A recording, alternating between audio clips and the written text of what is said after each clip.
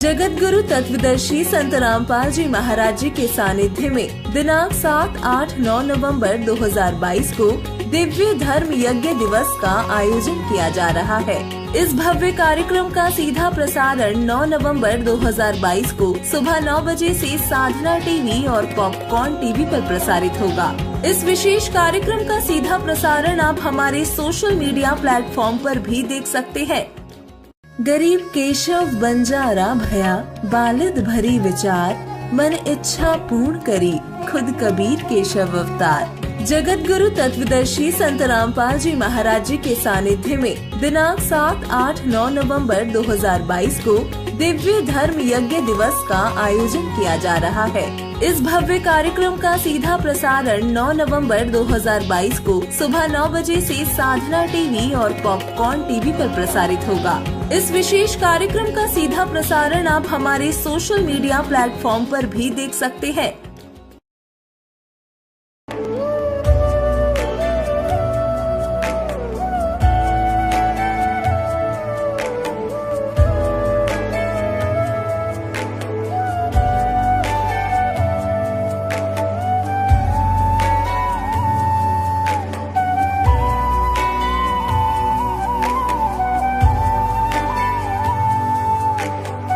प्रभु राम देव भगवान अल्लाह खुदा ईश आदि नाम एक ही शक्ति के हैं।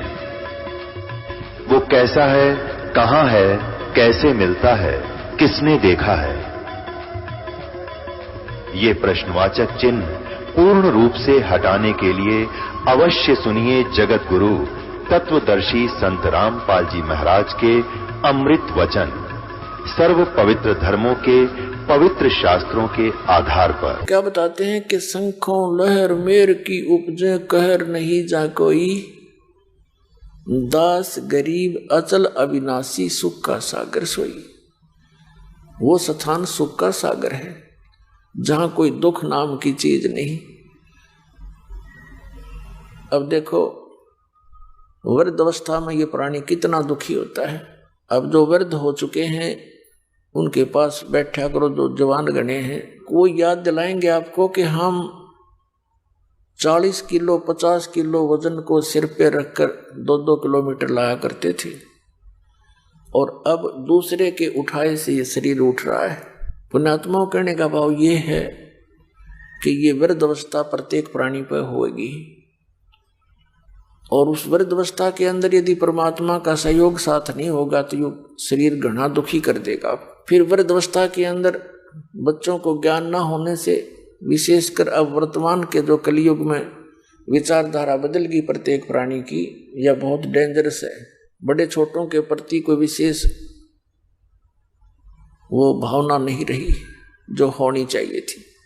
तो इस ज्ञान से जो दास एक नया समाज तैयार कर रहा है, परमात्मा की रजा हो रही है कि उसके बच्चों पे, इससे एक तो माया से मन हटेगा आपका, जो सबसे बड़ी दुश्मन आपकी है, और फिर दया भाव उपजेगी आपको आपके अंदर। जैसे यहाँ आते हो, कोई भी बूढ़ा बुजुर्ग बहन माई दुखी बीमार रोगी है तो आम आदमी की चेष्टा होती है कि इसको कोई सुविधा दूं, इसको उठाऊं, इसको बाथरूम ले जाऊं, चाहे वो ऐसा है तो कोई अपना है या चाहे पराया। तो ये भाव जब हमारा यहाँ बन जाएगा तो फिर अपनों की क्यों नहीं सेवा करेंगे। पहली बात तो जो भक्ति करेंगे हमारे वो आपके जो माता पिता, तो उन पर आपत्ति आवेगी ही नहीं बुढ़ापे में, क्योंकि परमात्मा का साथ उनके संग रहेगा, बहुत ज्यादा लाभ मिलेगा, रोग नहीं होगा, शरीर ठीक ठाक चलता रहेगा और अचानक मालिक उनको ले जाएगा। तो इस प्रकार हमने घनी जरूरत से उस परमात्मा के शक्ति की, भक्ति की, और उसको ना करके फिर हमने वो तो सब आपदाएं फिर झेलनी ही है, वृद्ध अवस्था भी आओगी। हमें याद दिलाते हैं परमात्मा कि इस संसार के अंदर जब तक आपका शरीर चलता है तो आप सबको अच्छे लगते हो, और इसमें जरा सा डिफेक्ट हो जाता है तो चाहे लड़का हो या लड़की, जवान हो या बालक, चाहे वृद्ध हो, कोशिश करते हैं ट्रीटमेंट कराने की, सेवा भी खूब करते हैं, और फिर भी स्वस्थ नहीं होता है तो स्वयं कामना करते हैं भगवान इसकी माटी संगवा ले। इसको उठा ले तो अच्छा, बहुत दुख पा रहा है, वो तो दुख है, साथ में फिर दूसरे भी दुखी। और परमात्मा की चरणों में आने के बाद फिर ये ऐसी आपदाएं नहीं आएंगी। परमात्मा कहते हैं दुख में सुमरण सब करें, सुख में करे ना कोई, जय सुख में सुमरण करें तो दुख काहे को होवे। कबीर सुख में सुमरण किया नहीं, दुख में करते याद, कहे कबीरता दास की कौन सुने फरियाद। अब ये दुख और सुख किन कारणों से होते हैं? दुख होते हैं पाप कर्मों से और सुख होते हैं पुण्य कर्मों से। और जो संसारिक व्यक्ति भक्ति भी नहीं करते और उनको सब सुविधाएं प्राप्त हैं, अच्छा कारोबार है या कोई अच्छी पोस्ट है, परिवार भी उसका अच्छा सेट है, बच्चों के विवाह भी ठीक हो गए हैं, कहने का भाव ये है कि वो एक पुण्यकर्मी प्राणी है और वो पुण्य उसने किसी पहले जन्म जन्मांतरों में किया हुआ है, क्योंकि वर्तमान में तो कुछ कर ही नहीं रहा और फिर भी सुखी है। और इस बात का तो एक विधान है परमात्मा का, सबको मालूम है इस बात का कि कर्म से ही प्राणी सुखी और कर्म से दुखी होता है। अब जब तक उस पुण्यकर्मी प्राणी के पुण्य चलेंगे तो उस पर कोई आपत्ति नहीं आवेगी।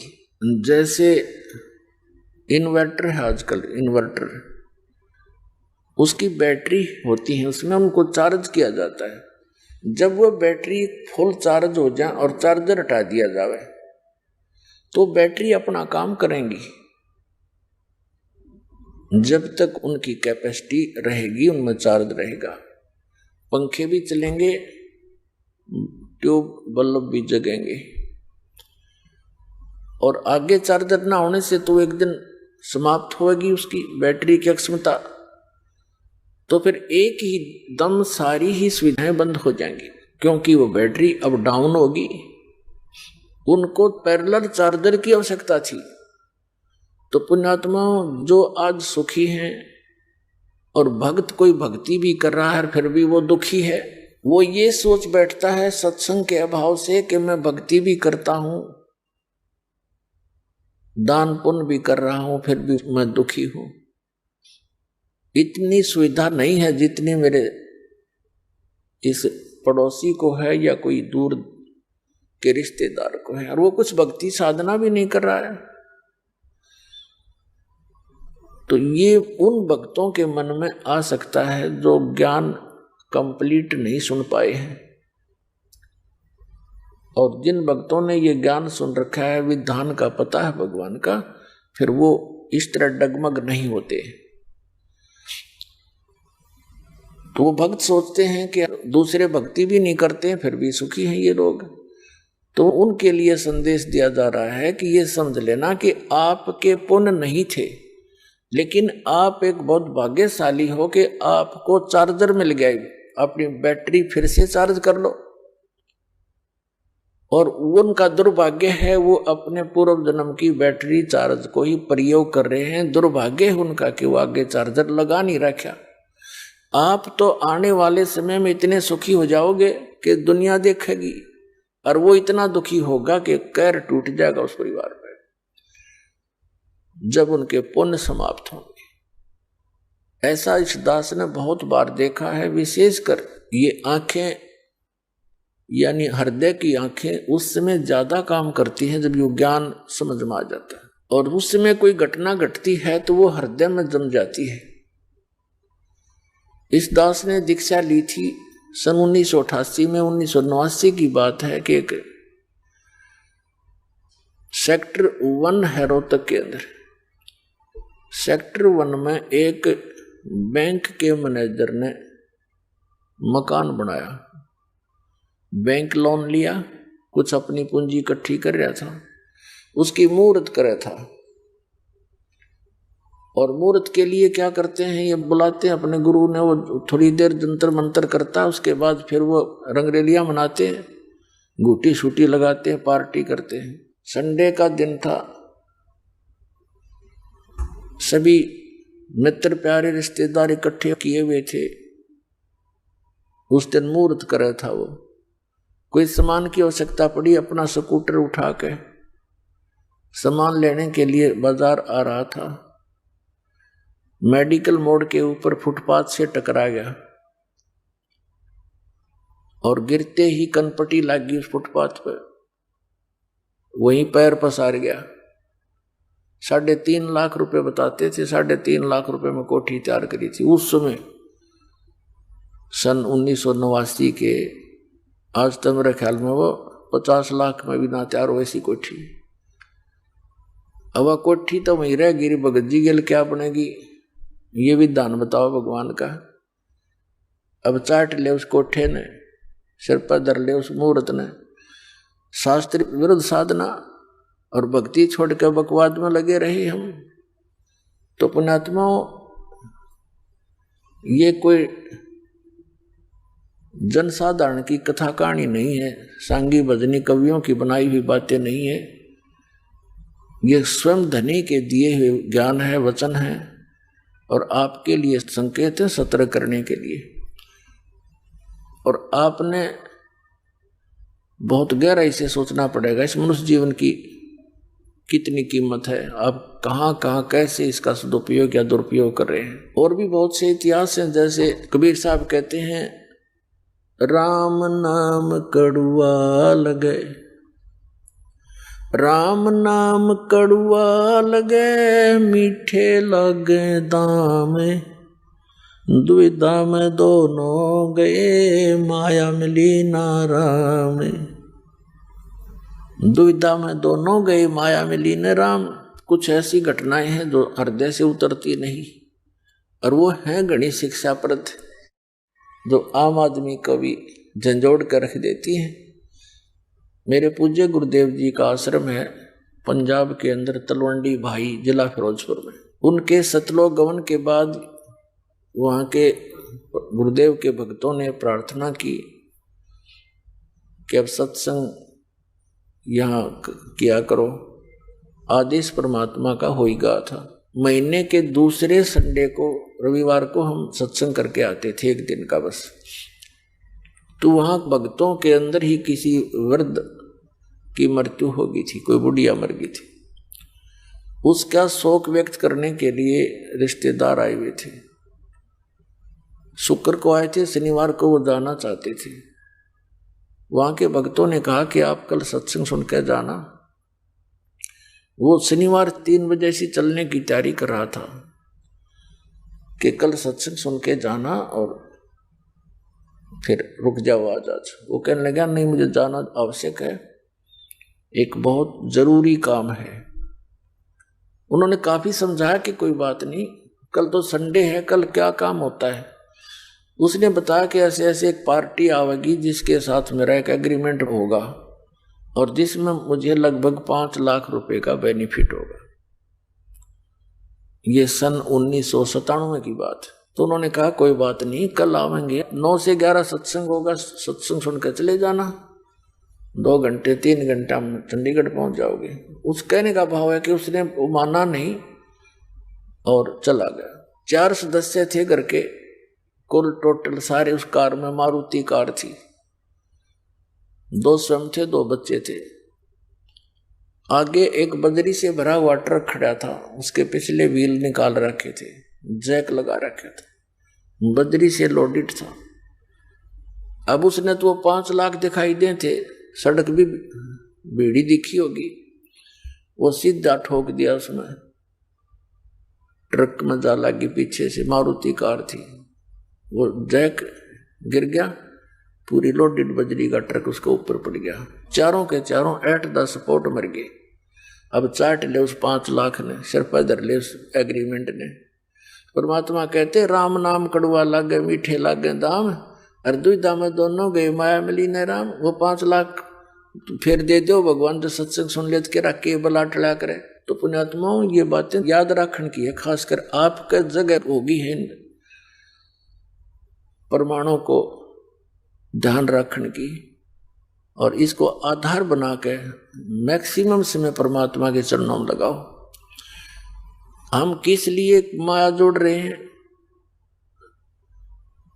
एक तो अपने आसपास में प्रभुता पाने के लिए, दूसरे लोग दिखावा कोठी बंगले बनाने के लिए, तीसरे विवाह शादी में बच्चों का विवाह करते हैं तब ड्रामाबाजी करने के लिए। ये भक्तों के लक्षण नहीं होते। भक्त इन सभी परंपराओं को त्यागते हैं तभी भक्त बनते हैं। बीड़ी, शराब, मांस, तंबाकू का सेवन नहीं करना, विवाह शादियों में हमने बिल्कुल खर्च नहीं करना। परमात्मा ने संयोग जोड़ रखा होता है, उसी के बनाए संस्कार हैं। हम उसके अंदर और अन्य घुसपैठ करते हैं तो भगवान राजी नहीं होता। जैसे डीजे बजाते हैं, फिर दहेज देते हैं, तो इस तरह की जो चीजें हैं ये हमने खत्म करनी पड़ेंगी। जब हमारा बेटा या बेटी परमात्मा से संबंधित हो गया तो समर्थ आप सहारा देगा। 2 रोटी देनी है मालिक ने, सबको देगा। परमात्मा अपनी महिमा आप पर गाते हैं कि पौ फाटी पगड़ा भया और जागी जिया जून, सबका हो को देते है वो चौथ समाना चून। सुबह उठते ही सभी जीव जंतु जाग जाते हैं और परमात्मा सबको जैसा जिसका आहार है चौथ समाना चून। कण कीड़ी मन हाथी को वो प्रतिदिन देता है। कीड़ी को, चींटी को एक कण की आवश्यकता है, हाथी 40 किलो खाता है, तो सब की व्यवस्था उसने कर रखी है। तो इसलिए हम परमात्मा पर आश्रित होंगे तो वो सब कुछ कर सकता है।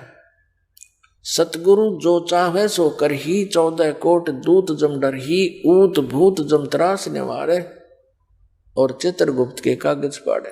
तो परमात्मा हमें याद दिलाते हैं कि यह संसारिक जो सुख हैं ये भक्तों के काम के नहीं होते। जैसे हम त्योहार मनाते हैं, इनका क्या औचित्य है?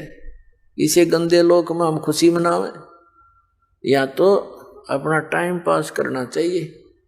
जैसे एक भक्त मिला, उन्हें दीक्षा ली, उनको जब ये नियम बताए गए ऐसे ऐसे नहीं करना, उसने बताया जी 10 वर्ष हो गए हमने त्योहार नहीं मना लिया।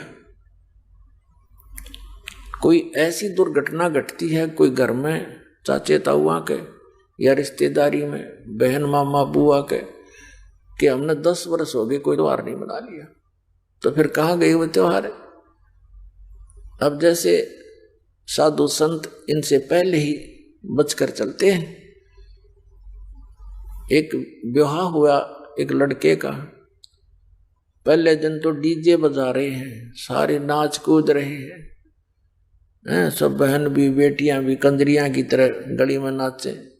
ये कोई जीवन है? ये कौन सी सभ्यता ग्रहण कर ली हमने?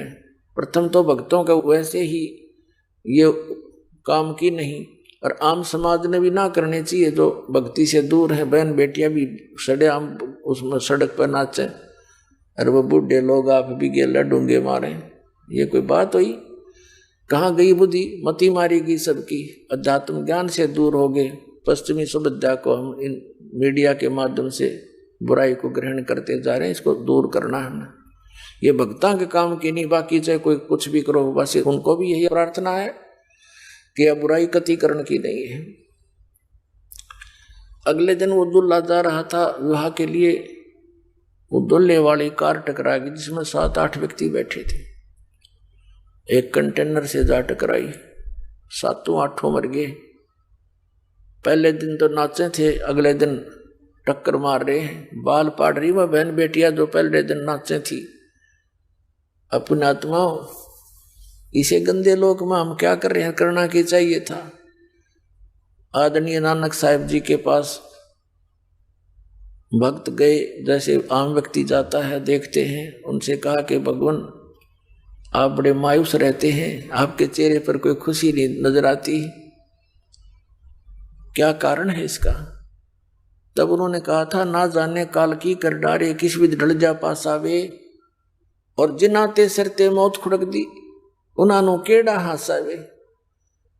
अब महापुरुषों की भक्तों की वो दिव्य दृष्टि काम करने लग जाती है, ज्ञान की अखियां काम करती हैं, उनके ऊपर वो फिर पर्दा नहीं गिरता।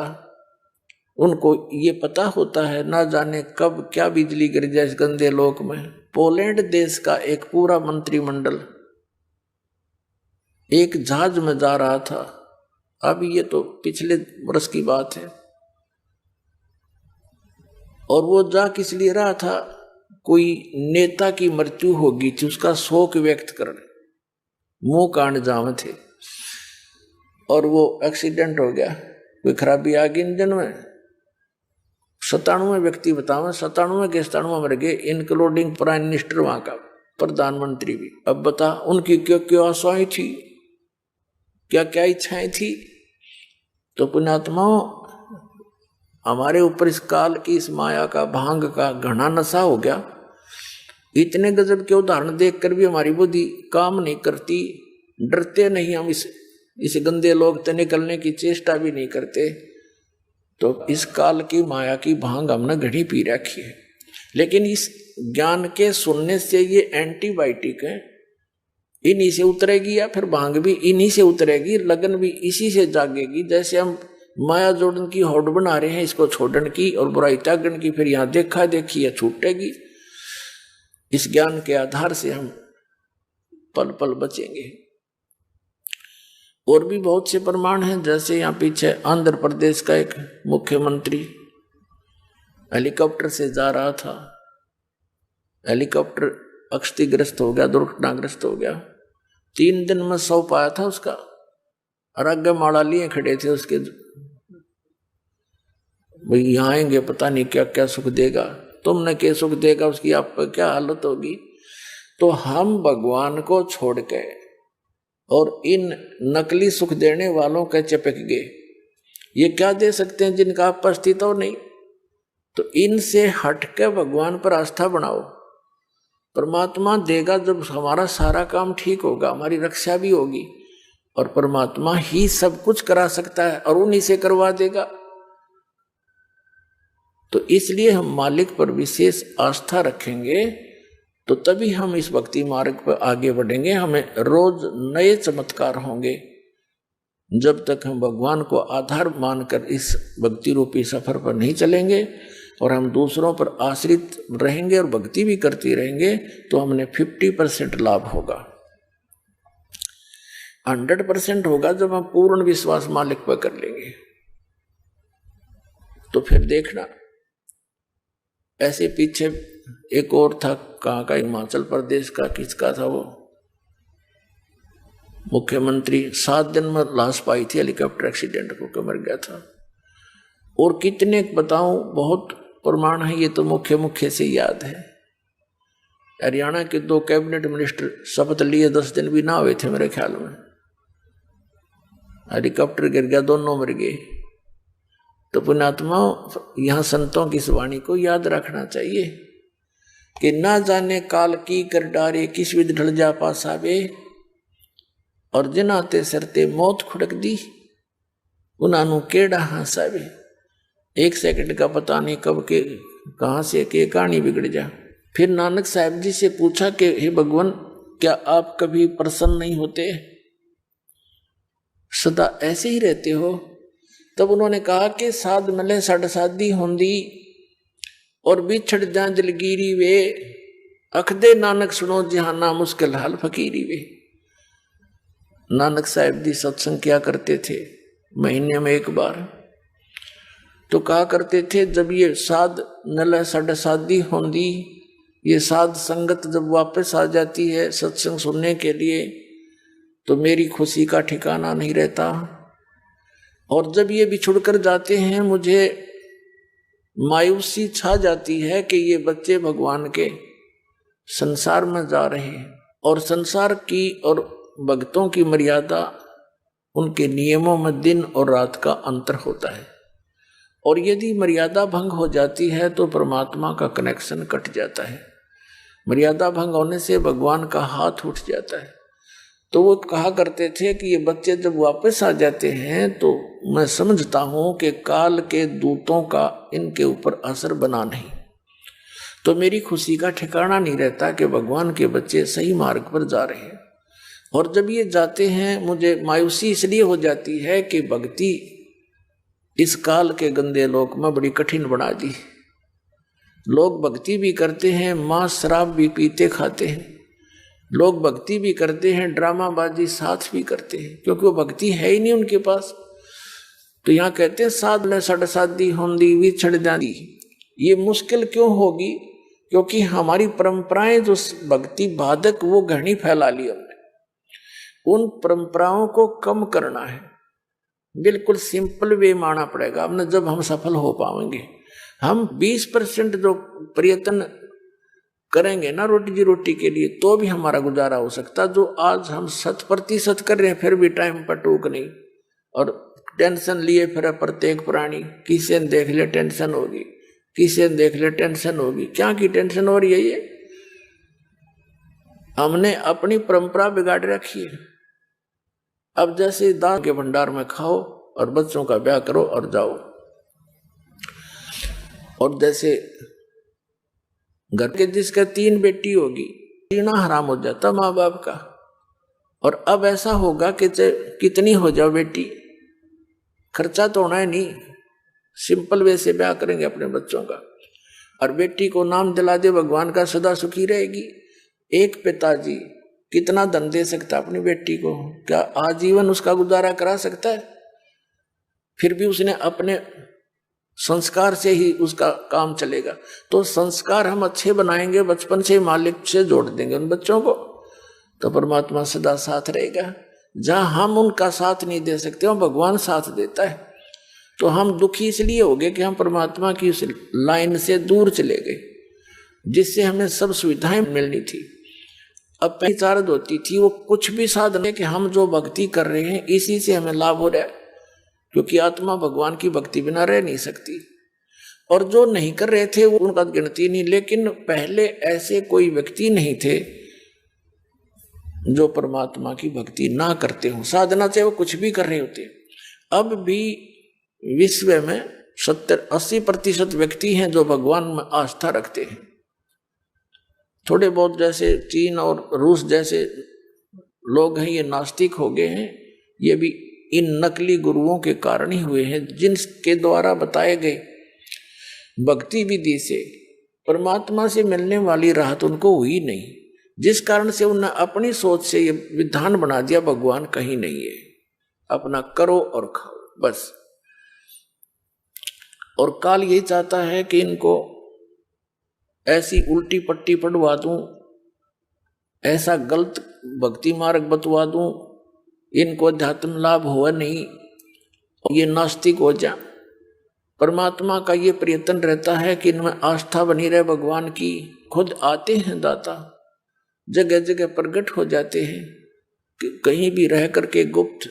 जैसे पहले तो मीडिया भी नहीं था, कम्युनिकेशन भी नहीं था, कहीं भी आ जाते थे, सुना करते थे। एक साधु 10 वर्ष रहा था, उसका पता नहीं, नाम गाम बताया नहीं, और वहाँ बहुत से अक्षेत्र को शिष्य बनाकर भक्ति विधि बताकर उनको बहुत से सुख देकर और अंतर ध्यान हो जाते थे, ताकि परमात्मा की आस्था चा इस बनी रहे। तो पुण्यात्माओं, प्रत्येक प्राणी सतयुग त्रेता द्वापर तक अवश्य भक्ति करते थे, और वो भक्ति करते थे नु सोचा करते हम जो साधना करें इससे लाभ हो रहा है, और हो रहा था उसके संस्कारों से। अब जैसे ये दास पहले हनुमान जी का पुजारी था, श्री कृष्ण और विष्णु जी में विशेष आस्था थी, और परंपरागत साधना अपने बाबा श्याम जी की भी करते थे। और जो संसारिक सुख थे वह लगातार होते आ रहे थे। जैसे पढ़े, फिर नौकरी प्राप्त हुई, फिर बच्चे हुए, लड़के लड़की हुई, खूब ठीक ठाक सारा काम बढ़िया था। तो हम ये सोचा करते थे, खुशी मनाया करते थे कि हम जो भक्ति कर रहे हैं और जिन भगवानों पर आश्रित हैं यही हमें सुख दे रहे। अब पता चला इनका तो ना तो भक्ति थी जो को हमें सुख दे, ना ये भगवान थे जो हमारे को प्रारब्ध में परिवर्तन कर दे। तो ये हमारी बैटरी चार्ज थी पहले की, और उसी से सुख था उन पुनों से। अब दया होगी दाता की चार्जर मिल गया ना, तो दुर्गति हो लो इबने, वो सारी सुविधा खत्म हो जाती। जिन भगवानों को और जिस भक्ति को हम श्रेष्ठ मान कर और पूज रहे थे, वो श्रेष्ठ नहीं थी। तो इस प्रकार हमने अपने बच्चों को परमात्मा के साथ जोड़ना अनिवार्य है। कोशिश करते रहो, जैसे बुजुर्ग हैं उनको, बच्चे युवा हो गए हैं, वो नहीं मान पा रहे हैं, लेकिन स्वयं दृढ़ रहना, स्वयं दृढ़ रहना, एक दिन उनको मानना पड़ेगा। जब तक ये काल की भांग का नशा है तब तक प्राणी भगवान से दूर रहता है, और एक ऐसा झटका देगा काल, सीधा हुआ पाओगा, नाक रगड़ता पाओगा और कहेगा पिताजी कहीं ले चल। ऐसे दास ने बहुत से देखे हैं। एक बहन का पति नहीं मानना था, क्यों, फौज से रिटायर हुआ था, 5-7 बोतल मिल जाती महीने में सस्ती फ्री, लावा गुट्टी टीटी पाक रहा था, उसे गले में कैंसर होगी। 2 साल के बाद वो लड़की नाम ले रही थी। अब सारा धक्के खा लिए, फिर ने बोला कि इतने ले चाली, मैंने ना गाली दिया करता दारू पी के ले रहा है, मैं हूँ तेरा भगवान है, गुरु किसने भगवान बना दिया, गुरु को क्या जरूरत पड़ेगी, मैं हूँ तेरा गुरु। ठीक है, पति पत्नी का नाता अपनी सीमा तक है, गुरु तो एक सेपरेट वस्तु है। तो कहने का भाव ये पुण्यात्माओं, परमात्मा से डर जिस प्राणी को नहीं है वो आधा तो उसे दिन मर ले है जिस दिन भगवान से नहीं डरता, और फिर काल का झटका आएगा, फिर उसको उठे को नहीं पूरा हो, तो आखिर में फिर आपके साथ आना पड़ेगा। तो इस प्रकार पूरा विश्व अब परमात्मा के चरणों में आएगा, क्योंकि इन भौतिक सुखों से ऊब चुके हैं लोग। हमने देखा, एक बार हम गोवा गए हुए थे सत्संग करने के लिए। सत्संग का भी वहीं पर ऐसा स्थान नियुक्त हो गया जो समुद्र के बिल्कुल निकट था।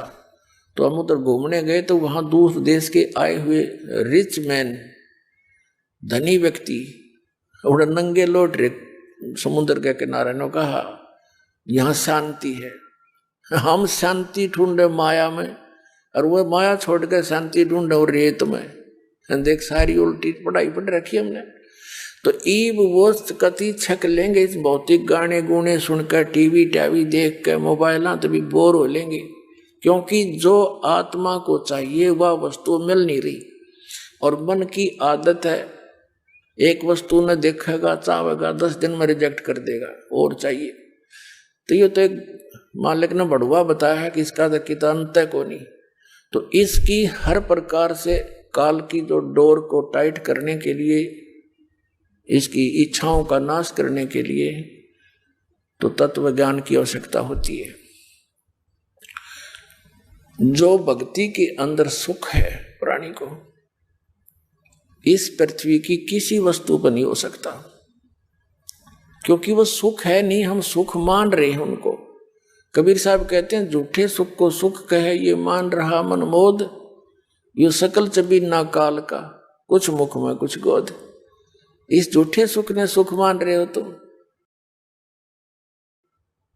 ऋषि में फूले नहीं समाते, 1 सेकंड का भरोसा नहीं, कब बिजली गिर जाए। फिर काहे की वस्तु? परमात्मा कहते हैं, नंगा आया जगत में और नंगा ही तू जाए, और बीच में ख्वाबी ख्याल है मन माया बरमावे। कति निवस्त्र आया था, निवस्त्र ले जाएंगे, फूक आओगे जाकर, जब जागा यहां से तुझे कोई कपड़ा साथ नहीं चले तेरे। और बीच में ये थोड़ा सा ये बकवाद थी, कर गया तो, और इस दौरान करना चाहिए था परमात्मा की भक्ति दान धर्म, उसके अभाव से जीवन नष्ट कर दिया। अब यहां परमात्मा कहते हैं, यहां सुख नाम की चीज नहीं है। हमने इस दुख को ही सुख मान लिया। कैसे मान लिया? जैसे एक व्यक्ति के 3 पुत्र थे, एक की मृत्यु होगी, 2 शेष थे, वो बुरी तरह रो रहा था, हाहाकार मच रहा। तो सांत्वना व्यक्त करने के लिए, शोक व्यक्त करने के लिए आ रहे थे मित्र प्यारे। उनमें से एक व्यक्ति ऐसा आया जिसका एक ही पुत्र था, उसी की मृत्यु हो चुकी थी 2 वर्ष पहले। अब वहां बैठ गया आके, तो फिर सांत्वना देने वालों ने उसको कहा कि देखो भाई, ये तो यहां सभी के साथ बीत रही है, यहाँ का तो विधान है, अब कुछ बनने वाला है नहीं, क्यों अपनी आंखें खराब कर रहा है? देख, इसका इकलौता पुत्र था और वो भी चला गया। उसको फिर राहत होगी। यूं सोची हे भगवान चोखा, मेरे 2 तो बच गए, इस बेचारे का एक ही था, वही मर गया। अब उसने इससे संतुष्टि हुई, सुख हो गया। अब वो खाक सुख हो गया कि बेटा आ गया वापस। सिर्फ हम एक दूसरे ने देख कर सुख मान रहे हैं, उससे दुखी, हमसे कुछ ज्यादा दुखी मिल जाता तो हम अपने को सुखी मान लेते। तो ये खाक सुख है। यहाँ पर एक व्यक्ति बता रहा था कि मेरी कन्या हुई, उसका गुदा नहीं थी, बड़ी चिंता हुई, कति नींद आना हराम हो गया, हे भगवान क्या बनेगा बेटी के साथ। एक मेडिकल में लेकर गए उसको, सरकारी पीजीआई में। तो जिस कक्ष में, जिस वार्ड में हम गए तो वहां 4 और थी ऐसी बच्चे, लड़के और लड़कियां, उनके भी ऐसी गुदा नहीं थी। तो वहां जाकर कहता है कि फिर थोड़ी शांति हुई मुझे कि हे भगवान और भी दुखी है, बता ये खाक सुख हो गया, क्या मिल गया फिर उसको। तो परमात्मा कहते हैं झूठे सुख को सुख है ये मान रहा मनमोद, ये सकल जमीना काल का कुछ मुख में कुछ खोद। तो इसलिए परमात्मा कहते हैं मन तू चल रे सुख के सागर, जहाँ शब्द सिंदूरत नागर। मन तू चल रे सुख के सागर, जहाँ शब्द सिंदूरत नागर। कोट जन्म तन भर मत होगे, कुछ ना हाथ लग्या रे। कुकर सुकर खर बया बोरे, कौवा हंस बुगारे। मन तू चल रे सुख के सागर, जहाँ शब्द सिंदूरत नागर। मन तू चल रे सुख के सागर। जैसे समुद्र के अंदर जहाज चला जाता है 200 किलोमीटर 300 किलोमीटर, तो वहां चारों तरफ दृष्टि फैलाकर जहाज के यात्री देखते हैं, जल के अतिरिक्त कुछ भी दिखाई नहीं देता। जहां तक नजर जाती है सागर ही सागर दिखाई देता है। तो परमात्मा कहते हैं वहां सतलोक में ऐसे सुख ही सुख है, सुख ही सुख का सागर है, वहां कोई दुख नहीं। और फिर क्या बताते हैं, कोट जन्म तन भर मत होगे, कुछ ना हाथ लगा रे। कुकर सुकर खरबया बोरे, कौआ हंस बुगारे। कोटि जन्म तू राजा की न्या, मिटी न मन की आशा। भिक्षुक होके दर दर घूम्या, ये मिला न निर्गुण रासा। असंग जन्म तन मरत्या होगे, जीवित क्यों ना मरे रे। 12 मध्य मैल मठ बोरे, बहुर ना दे धरे रे। 2 जग भिष्ट सभी ते देखे, राजपाट के रसिया। 3 लोक से तरपत नाही, ये मन भोगी खसिया। सतगुर मिले तो इच्छा मिटे, पद मिल पदे समाना। चल हंसा उस लोक पठाऊं, जो आदि अमर अस्थाना। 4 मुक्ति जहाँ चंपी करती, माया होरी दासी। दास गरीब अभय पद पर से, वो मिले राम अविनाशी। अब क्या बताते हैं, मन तू चल रे सुख के सागर, जहाँ शब्द सिंधूरत नागर। कहते हैं कोट जन्म तन भर मत होगे और कुछ नहीं हाथ लगा रे। कुकर सुकर खरबा बोरे, कौआ हंस बुगारे। कोटि जन्म तू राजा की न्याह, मिटी न मन की आशा। भिक्षुकों के तू दर दर घूम्या, और मिला नी निर्गुण रासा। अब क्या बताते हैं परमात्मा, इंद्र कुबेर ईश की पदवी, और ब्रह्मा वरुण धर्मराया। विष्णु नाथ के पुर को जाके तू फिर भी वापस आया। अपने आत्मा अध्यात्म ज्ञान के अभाव से हमने असंख्यों मनुष्य जीवन नष्ट कर लिए। भक्ति भी करते थे, साधना भी करते रहे, लेकिन मोक्ष नहीं हुआ। गीता जी अध्याय नंबर 18 के श्लोक नंबर 62 में गीता ज्ञानदाता कहता कि अर्जुन तू सर्व भाव से उस परमेश्वर की शरण में जा जो गीता ज्ञानदाता से अन्य है। उसकी कृपा से ही तू परम शांति को और सनातन परम धाम को प्राप्त होगा। गीता जी अध्याय नंबर 15 के श्लोक नंबर 1 से 4 में इसका सारांश है कि तत्वदर्शी संत की पहचान बताई है, जो उल्टे लटके हुए संसार रूपी वृक्ष के सभी विभागों को जानता है, यानी अक्षर पुरुष कौन है, सर पुरुष कौन है, शाखा क्या है, पत्ते क्या हैं, और मूल यानी सबका उत्पत्ति करता कौन भगवान है। स वेदविद वो तत्वदर्शी संत है। तत्वदर्शी संत की प्राप्ति के उपरांत परमात्मा के उस परम पद की खोज करनी चाहिए, जहां जाने के बाद साधक फिर लौटकर कभी संसार में नहीं आते। और जिस परमेश्वर ने सभी ब्रह्मांडों की रचना की है और उसके अतिरिक्त और किसी की भी भक्ति साधना उपासना नहीं करनी चाहिए। अपने विषय में गीता ज्ञान दाता अध्याय नंबर 2 के श्लोक 12 में, अध्याय नंबर 4 के श्लोक 5 और 9 में, गीता अध्याय 10 के श्लोक 2 में कहता है, अर्जुन तेरे और मेरे बहुत जन्म हो चुके हैं, तू नहीं जानता, मैं जानता हूं, मेरे जन्म और कर्म दिव्य हैं। इससे सीधा गीता ज्ञान दाता ब्रह्म है, जो श्री कृष्ण जी में प्रवेश करके बोल रहा है, ये सरपुरुष काल है। इसकी पूजा करने से भी जन्म मृत्यु समाप्त नहीं होती, क्योंकि ब्रह्म साधना से ब्रह्म लोक जाते हैं। 8वें अध्याय के 16वें श्लोक में लिखा है कि ब्रह्म लोक पर्यंत सब पुनरावृत्ति में है।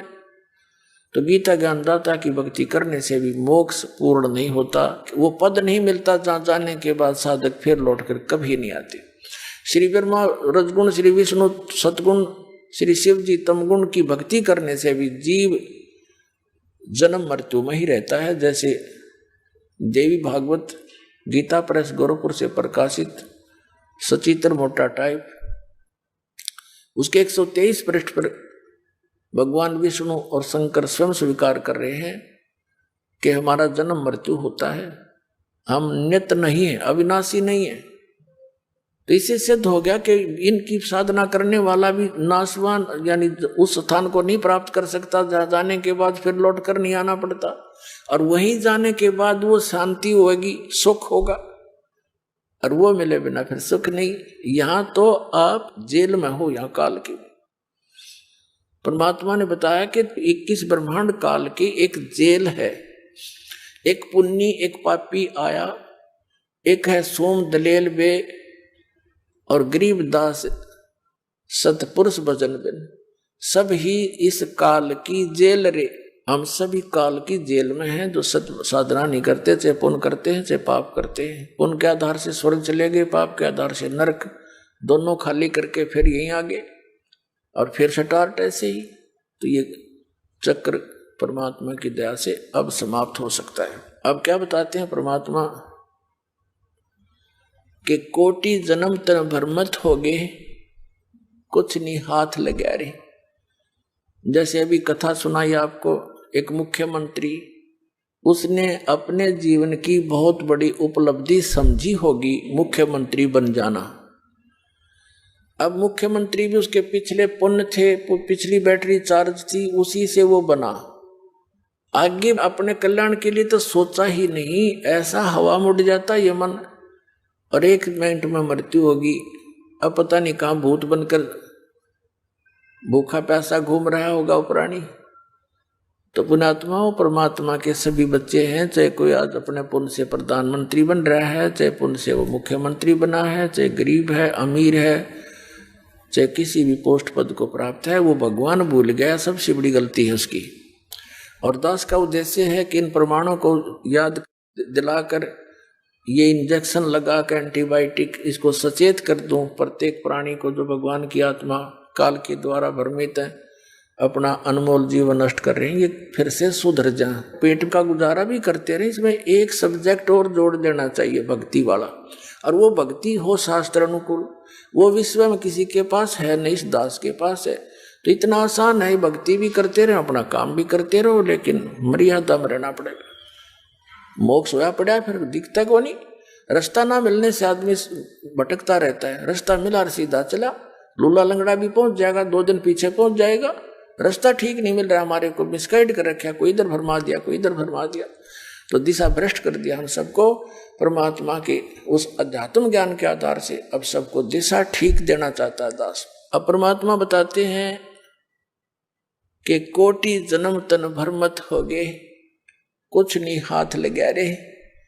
जैसे आदरणीय नानक साहिब जी के पूर्व जन्मों की कथा बताई है सतयुग में ये पुण्यात्मा राजा अम्बरीश थे और इतने धार्मिक व्यक्ति थे, ऐसे धार्मिक राजा थे।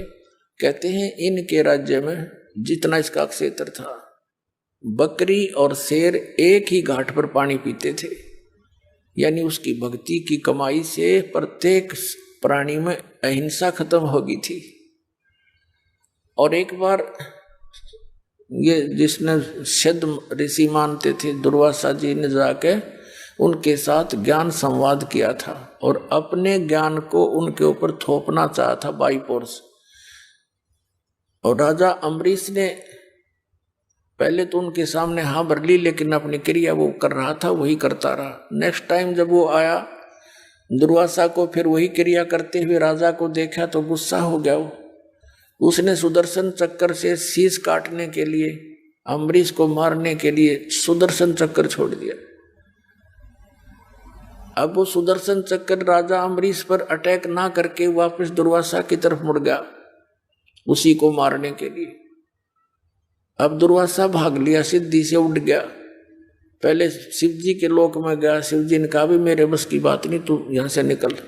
फिर ब्रह्मा जी के पास गया, ब्रह्मा जी ने भी हाथ जोड़ दिया, भाई ये मेरे बस का नहीं है, तू निकल यहां से, मुझे मरवाएगा।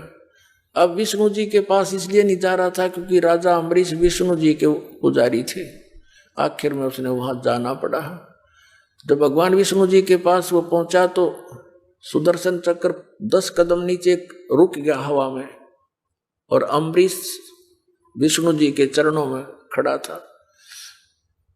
तब विष्णु जी ने पूछा कि बोल भाई ऋषि जी, क्या गुस्ताखी कर दी तूने? सुदर्शन चक्र क्यों तेरा पीछा कर रहा है? उसने फिर सारी कहानी बताई, जी ऐसे ऐसे मैंने राजा अम्बरीश के साथ बदतमीजी कर दी। विष्णु जी ने कहा कि उसी के पास जाओ, वो अक्षमा करेंगे तो तेरी माफी होगी, मैं नहीं कर पाऊंगा। अब रो दुर्वासा वहां बैठ के विष्णु जी के चरणों में, हे भगवान। उसको इतनी संतुष्टि तो होगी थी दुर्वासा को कि यहाँ आने से ये रुक गया, खड़ा हो गया, दूर तेरे पे असर नहीं कर पा रहा। तो कहता है भगवान मुझे आपके शरण से कहाँ भेज रहे हो, मुझे मार डालेगा ही। तो विष्णु जी ने कहा मैं नहीं कुछ कर पाऊंगा, चरण उसके पकड़ जाके अम्बरीश के। तो और चारा ना देखा, चल पड़ा। एक बार पीछे देखा, आगे न बाजे। राजा अम्बरीश के चरणों में जाकर कहा मुझे माफ करो। राजा अम्बरीश ने वो सुदर्शन चक्र हाथ में पकड़ लिया और शांत करके उसका दे दिया, ले तेरी तोब। और भक्ति का मार्ग न्यारा है, ये सिद्धियां पिद्धियां ये तो बच्चों के खिलौने हैं। आइए अब हम उन श्रद्धालुओं के अनुभव जानते हैं जो जगत गुरु तत्वदर्शी संत रामपाल जी महाराज जी से दीक्षा प्राप्त कर चुके हैं तथा उनके द्वारा बताए गए भक्ति मार्ग पर चल रहे हैं। नमस्कार सर। सत साहेब। सर क्या नाम है आपका? भगवती दास। सर कहाँ से हैं आप? हम बदनावर तहसील रूपाखड़ा के। सर संत रामपाल जी महाराज से नाम दीक्षा आपने कब ली? 2013 में। सर संत रामपाल जी महाराज से नाम दीक्षा लेने से पहले आप क्या भक्ति साधनाएं करते थे?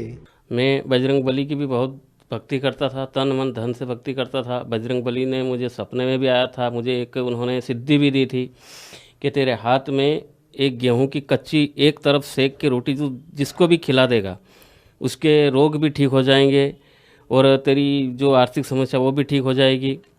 मगर सर कुछ भी नहीं हुआ। माता जी की भी मैं बहुत ही भक्ति करता था। माता जी को मैं 5 दीपक जलाता था और माता जी की एक शक्ति भी थी मेरे पास में जो नारियल की थी। उससे मैं मतलब आगे पीछे भूत भविष्य वर्तमान की भी बात बता सकता था। मगर फिर भी मेरे घर की ना तो कोई आर्थिक समस्या ठीक हुई, न कोई हमसे कोई बीमारी नहीं, कि हम मम्मी बहुत ही दुखी थे। सब मेरे को दर्शन भी दिए थे। माता जी की जोत आसमान से मेरे घर पर उतरी थी। शेर की सवारी की चौकी मेरे घर पे थी और माता जी कई बार मेरे को दर्शन भी दिए, प्रत्यक्ष भी दर्शन दिया, अप्रत्यक्ष भी सपने में भी मेरे को गोद में जैसे बच्चे को खिलाते इस प्रकार माता जी ने मेरे को गोद में खिलाया है। और उसके बाद फिर भी मेरे घर की, मेरी पत्नी की, मेरे बाल बच्चों की कोई भी समस्याएं ठीक नहीं होती थी। इतनी भक्ति करने के बाद में भी मैं तकलीफ में ही था। सर पहले आपकी माँ दुर्गा में बहुत अटूट श्रद्धा थी, आपको बहुत सारी सिद्धियां भी प्राप्त थी, तो फिर आप संत रामपाल जी महाराज की शरण में कैसे आए?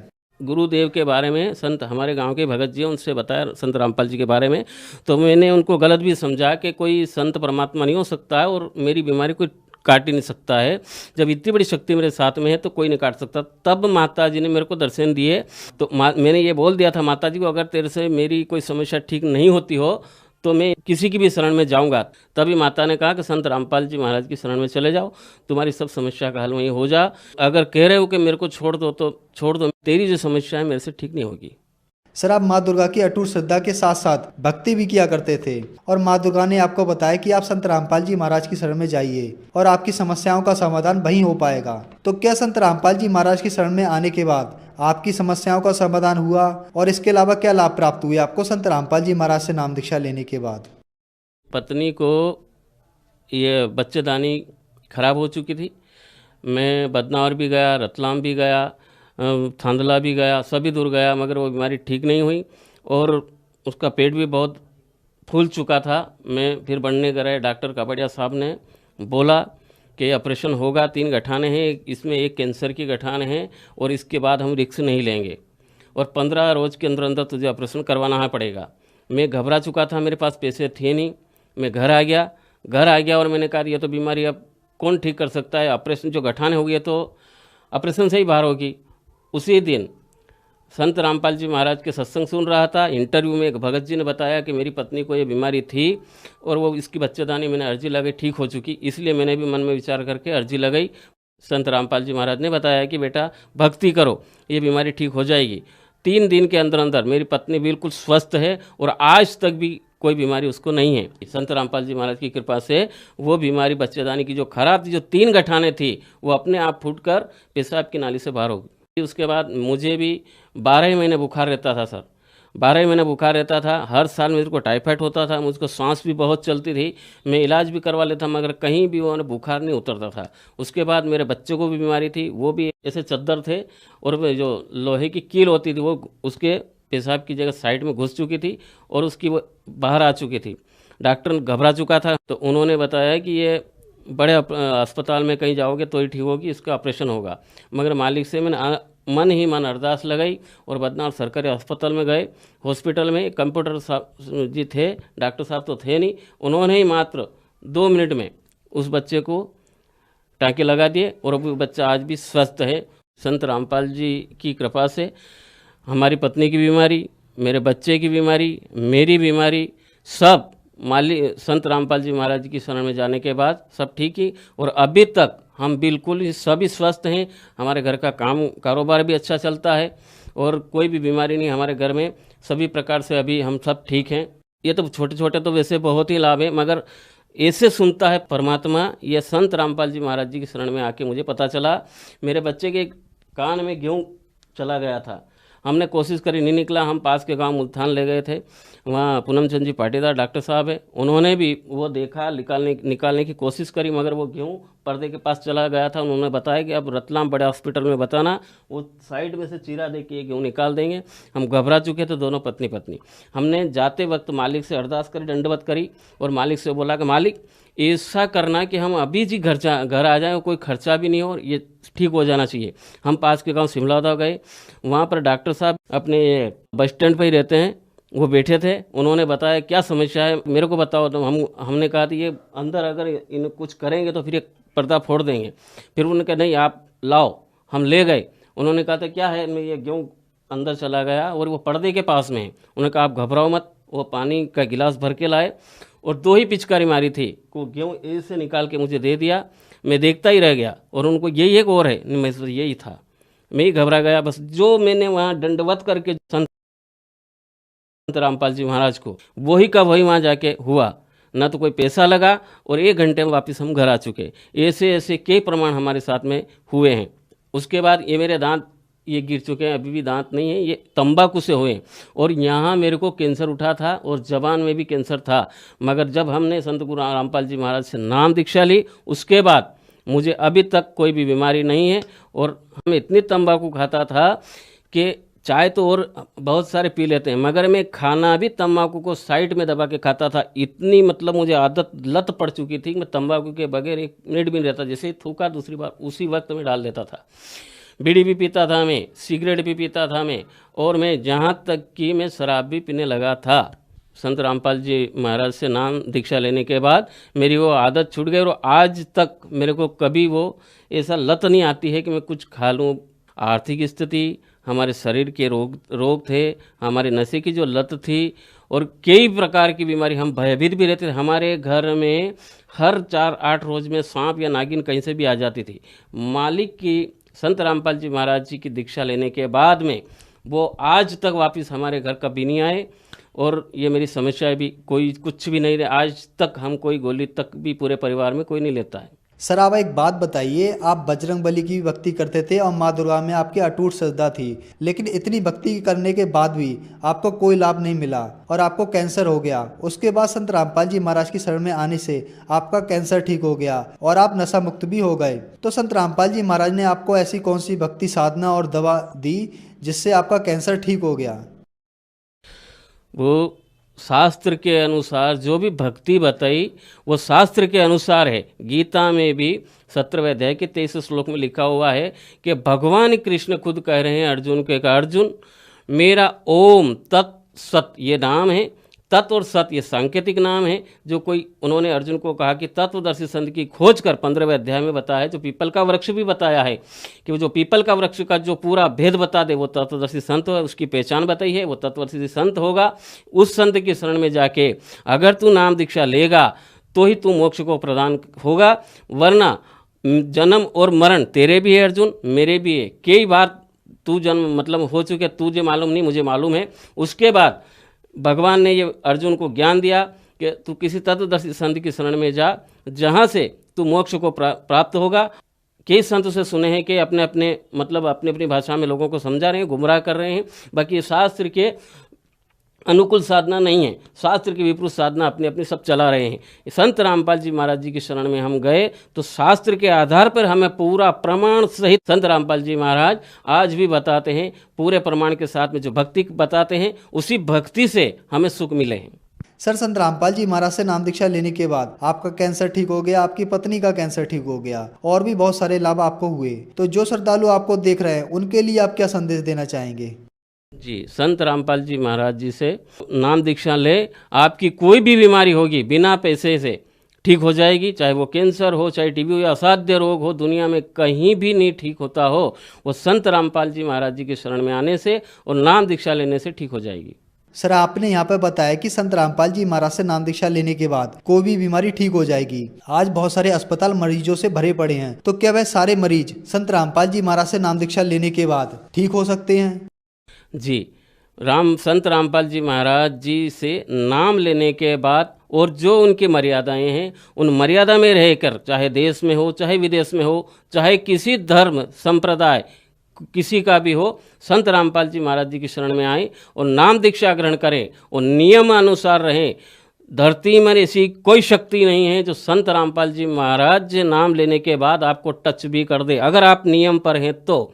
अगर नियम नहीं है तो मालिक तो कहते हैं कि नियम में रहना पड़ेगा। अगर नियम में रह के भक्ति कर सकते हैं, जो मांस खाता है, और सारी भक्तियां कर रहे हैं लोग, मांस भी खा रहे हैं, शराब पी रहे हैं, गांजा भी पी रहे हैं, ऐसे बड़े बड़े संत इस धरती पर हैं, उनके वो गांजा भी नहीं छोड़ा सकते, वो खुद पीते हैं, तो वो परमात्मा को प्राप्त हो ही नहीं सकते। ये किसी शास्त्र में नहीं है कि इतना खाने पीने के बाद भी हमें परमात्मा मिल जाएगा। शास्त्र को विपरीत जो भी जाएगा वो कोई भी संत इस धरती पर पैदा ही नहीं हुआ है। संत रामपाल जी महाराज जी को छोड़कर इनकी शरण में आने से चाहे कोई भी बीमारी हो, कितनी भी खतरनाक बीमारी हो, मुर्दे भी जिंदे संत रामपाल जी महाराज ने किए हैं। तो आप यही है कि आप संत रामपाल जी महाराज जी की शरण में आएँ और दीक्षा ग्रहण करें, सभी समस्याएं संत रामपाल जी महाराज जी ठीक करेंगे, गारंटी के साथ में। सर संत रामपाल जी महाराज से नाम दीक्षा कैसे ली जा सकती है? सर चैनल पे संत रामपाल जी महाराज का 1 घंटे का प्रवचन आता है, वहाँ नीचे पीली पट्टी चलती है, उस पर नंबर रहते हैं। संत रामपाल जी महाराज जी के सेंटर खुले हुए हैं, आप वहाँ फ़ोन करिए, आपके पास के सेंटर का वो पूरा बता देंगे और संत रामपाल जी महाराज जी के आश्रम में फ्री से आपको नाम दीक्षा दी जाएगी। धन्यवाद सर। सत साहिब।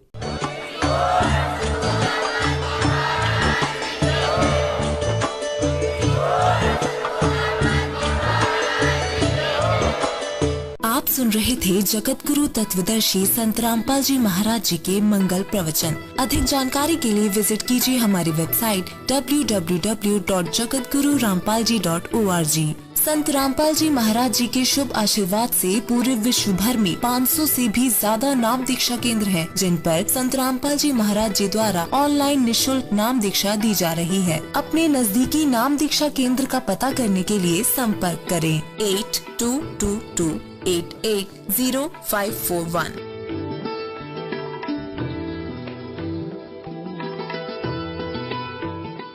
गरीब केशव बंजारा भया, बालिद भरी विचार, मन इच्छा पूर्ण करी, खुद कबीर केशव अवतार। जगत गुरु तत्वदर्शी संत रामपाल जी महाराज जी के सानिध्य में दिनांक 7, 8, 9 नवंबर 2022 को दिव्य धर्म यज्ञ दिवस का आयोजन किया जा रहा है। इस भव्य कार्यक्रम का सीधा प्रसारण 9 नवंबर 2022 को सुबह 9 बजे से साधना टीवी और पॉपकॉर्न टीवी पर प्रसारित होगा। इस विशेष कार्यक्रम का सीधा प्रसारण आप हमारे सोशल मीडिया प्लेटफॉर्म पर भी देख सकते हैं।